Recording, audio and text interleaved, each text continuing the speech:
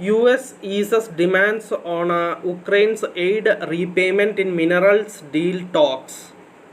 The US appears to have tampered its demands for the payback of aid by the Ukraine during talks over an economic deal between the two nations, according to people familiar with the matter. Following a round of negotiations in Washington last week, President Donald Trump's administration has reduced its estimate for the assistance the US provided to Kyiv since the start of Russia's full-scale invasion from $300 billion to about $100 billion, the people said. This brings it closer to Ukraine's own estimate of more than $90 billion. The Trump administration is pressing Kyiv for a deal to share profits from the future Ukrainian investment projects, including in mineral and infrastructure. Washington sees it as a compensation for the tens of billions of dollars in weapons and other assistance given to the nation under the previous President Joe Biden. Since Russia began its full-scale invasion more than 3 years ago. The partnership agreement would grant the US first claim on profits transferred into a special reconstruction investment fund that would be controlled by Washington. Kyiv is seeking better terms and refusing to recognize past US aid as debt. Ukraine's government has declined to comment until a deal is signed. The White House and Treasury Department didn't respond to a request for comment. The technical talks were highly productive, a Treasury Department spokesperson said, adding that they were looking forward to bringing the negotiations to a conclusion soon. Asked about the status of talks on Monday, Treasury Secretary Scott Bessent said Ukraine came with a counterproposal over the weekend and negotiations are still proceeding. We are very close, Bessent told Bloomberg News in Buenos Aires. It could even be signed as early as this week.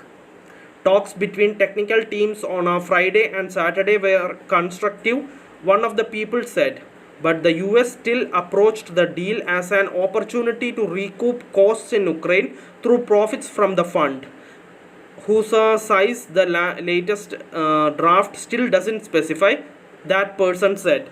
The Trump administration remains reluctant to pledge future investment in the fund, a key interest of Kyiv in any such deal, and puts this issue on hold for discussion, according to the people. Instead, it continues to insist that US wartime spending on Ukraine should be treated as Washington's contribution to the fund, they said, speaking on condition of anonymity because the talks are private.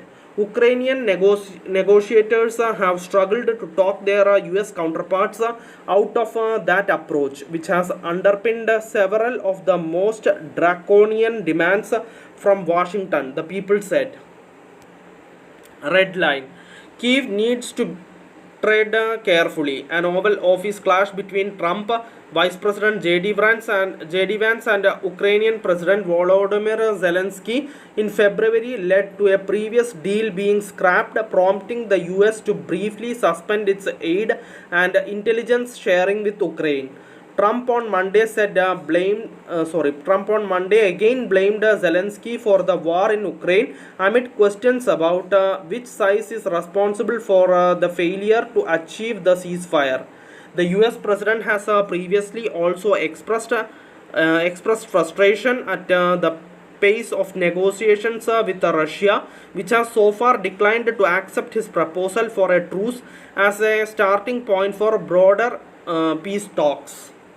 Meanwhile, Trump's special envoy Steve Witkoff told Fox News on Monday that he saw a possibility to reshape the Russian-United States relationship through some very compelling commercial opportunities that I think give real stability to the region too. Witkoff met Putin for nearly 5 hours in St. Petersburg last week. The stakes are also high for Kyiv's aspirations to join the European Union, as any preferential treatment for the US could run afoul of its single market rules. Prime Minister Denis Shmyhal